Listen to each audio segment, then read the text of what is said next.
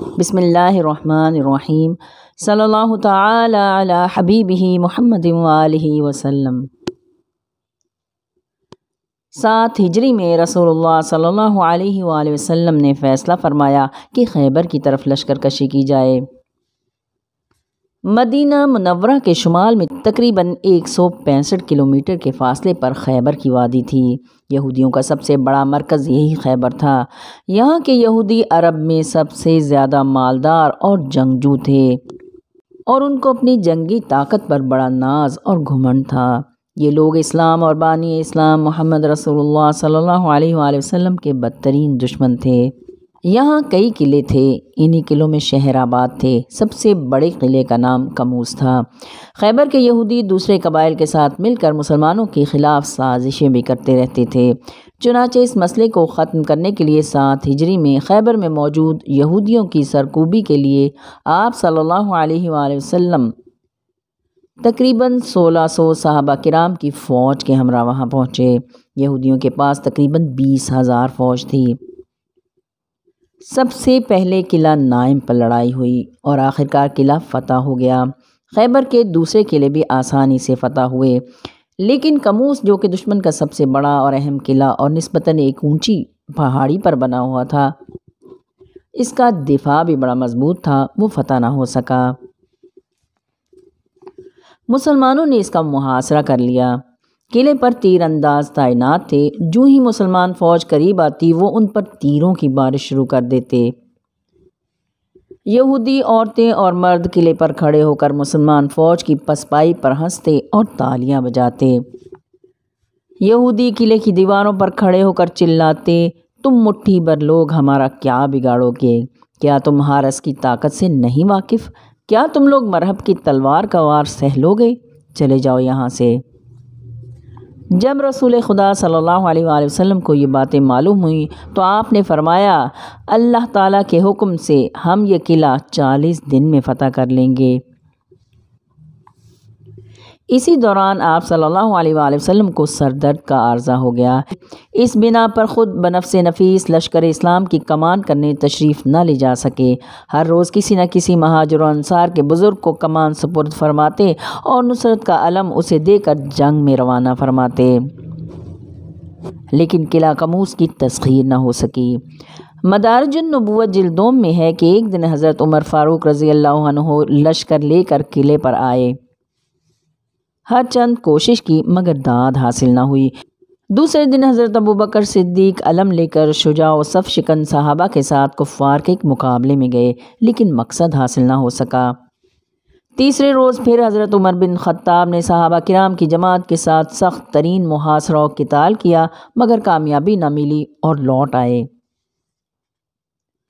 احادیث کی مستند کتابوں بخاری و مسلم میں ہے کہ آخرکار 39 دن گزرنے کے بعد رات کو رسول پاک صلی اللہ علیہ وآلہ وسلم نے اپنے صحابہ کرام سے فرمایا، میں خیبر کی فتح کے لیے علم کل صبح اس مرد کو دوں گا جو اللہ اور اس کے رسول سے بہت محبت کرتا ہے، اور اللہ اور اس کا رسول بھی اس سے بہت محبت کرتے ہیں۔ وہ کرار ہے، یعنی پلٹ پلٹ کر حملہ کرنے والا ہے۔ وہ غیر فرار ہے، یعنی بھاگنے والا نہیں ہے۔ اللہ اس کے ہاتھ پر فتح نصیب فرمائے گا۔ سورہ احزاب میں ارشاد ہوتا ہے، مومنین میں سے کچھ مرد ایسے ہیں جو سچ کر دکھاتے ہیں وہ عہد جو انہوں نے اللہ سے کیا تھا۔ روضۃ الاحباب اور مدارج النبوت جلد 2 میں تحریر ہے کہ تمام صحابہ کرام امید اور چشم انتظار لیے قبول درگاہ بیٹھ گئے کہ کاش یہ سعادت انہیں نصیب ہو۔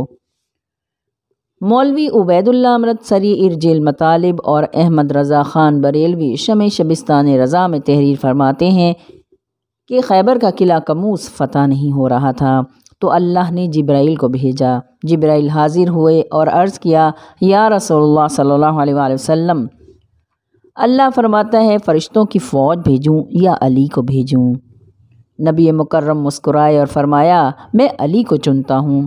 پھر جبرائیل نے عرض کیا، ناد علیم مظہر العجائب تجدہ عونا لک فی النوائب کل ہم و غم سینجلی بولایتک یا علی یا علی یا علی۔ پکاریے علی کو جس سے عجائبات ظاہر ہوتے ہیں۔ آپ ہر مصیبت میں علی کو ساتھ پائیں گے، ہر ایک چھپے ہوئے اور ظاہر غم جلد چھٹ جائیں گے۔ یہ 3 جملے اللہ کے اور چوتھا جملہ نبی کا تھا۔ اپنی ولایت کے صدقے یا علی یا علی یا علی، اسے ناد علی کہا جاتا ہے۔ اس کے بعد رسول اللہ صلی اللہ علیہ وآلہ وسلم نے مدینے کی طرف رخ کیا اور پکارا علی کو۔ جب نبی نے علی کو پکارا اسی وقت علی نے سنا۔ مولا علی کا ایک پاؤں مسجد میں ایک باہر تھا۔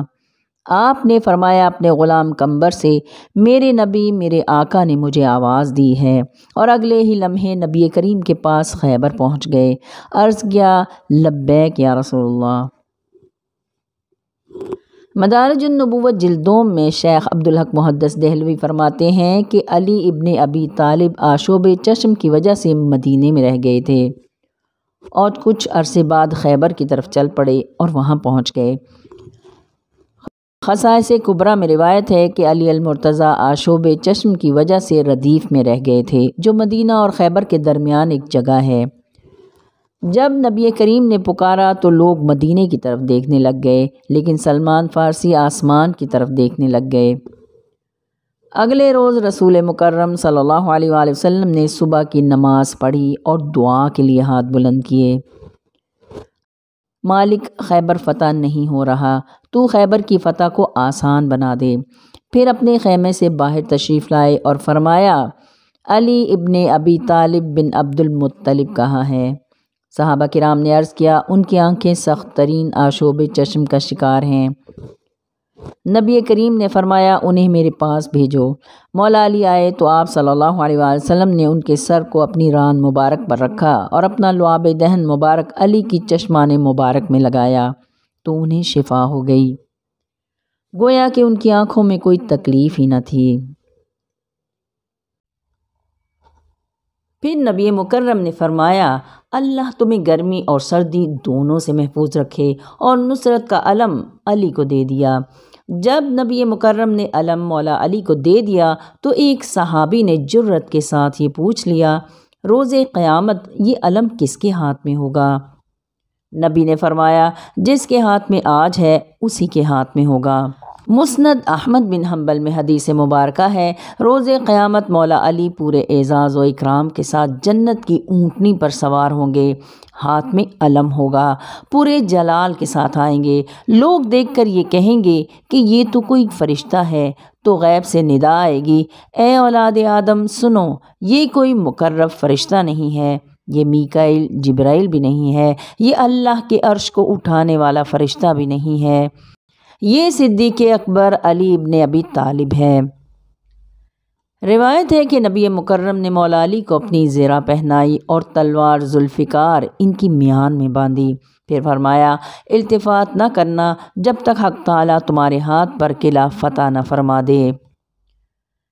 ایک اور روایت میں ہے کہ رسول پاک صلی اللہ علیہ وآلہ وسلم نے فرمایا، پہلے ان کو دعوت اسلام پیش کرنا، اللہ کی قسم اگر تمہارے سبب سے حق تعالیٰ ایک شخص کو بھی ہدایت دے دے تو یہ تمہارے لیے اس سے بہتر ہے کہ تم 1000 سرخ اونٹ اللہ کی راہ میں صدقہ کرو۔ اس کے بعد مولا علی شیر خدا علم لے کر روانہ ہوئے اور قلعہ قموس کے نیچے آ کر کھڑے ہو گئے۔ علم کو قریب ترین ٹیلے پر نصب کیا۔ قلعے کی دیوار کے اوپر سے ایک یہودی نے پوچھا، اے صاحب علم، تم کون ہو اور تمہارا نام کیا ہے؟ فرمایا، میں علی ابن ابی طالب ہوں۔ یہ سن کر یہودی نے اپنی قوم سے بلند آواز میں کہا، قسم ہے توریت کی، تم اس شخص سے مغلوب ہوگے، یہ فتح حاصل کیے بغیر نہ لوٹے گا۔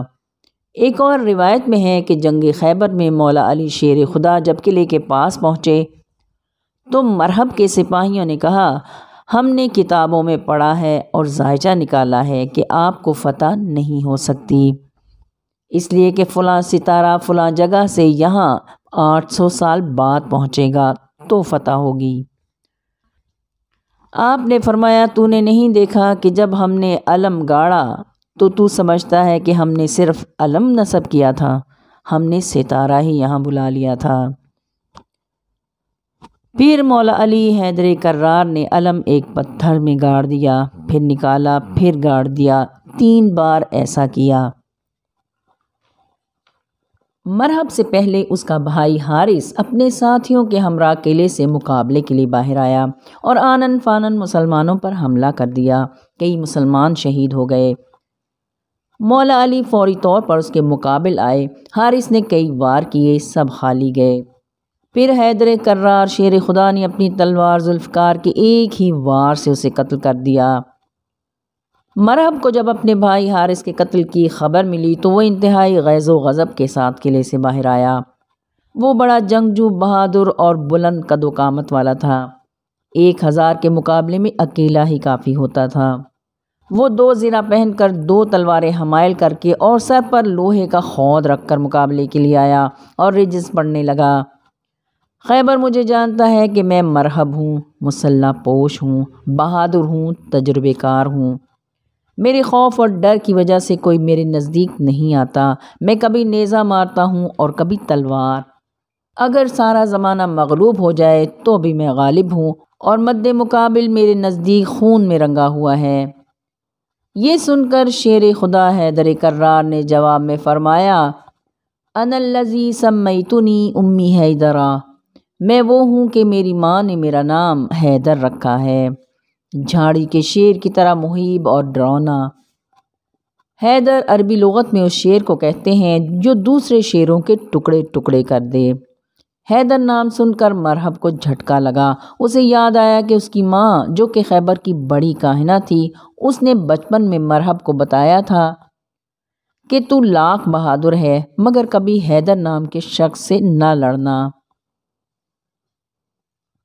مولا علی نے کہا، میں تمہیں ایک ایسی ضرب لگاؤں گا جس سے تمہاری پشت کا ایک ایک مہرہ جدا جدا ہو جائے گا، اور میں اپنی تلوار سے کافروں کی گردنیں مارتا ہوں۔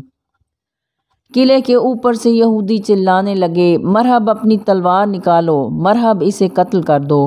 مرحب آوازیں سن کر سنبھلا۔ اس نے پہلا وار کیا، دوسرا، تیسرا اور کئی وار کیے۔ شیر خدا علی المرتضیٰ نے اپنی ڈھال پر روکے اور آخر اچھل کر ضرب ذوالفقار اس ملعون کے سر پر ایسی رسید کی کہ جو خود کو کاٹتی ہوئی نیچے تک اتر گئی اور مرحب 2 ٹکڑوں میں تقسیم ہو گیا۔ مرحب کے قتل ہوتے ہی یہودیوں میں صف ماتم بچھ گئی۔ اس کے بعد عام جنگ شروع ہو گئی۔ شیر خدا کی تلوار سے یہودیوں کے مایہ ناز بہادر قتل ہوئے۔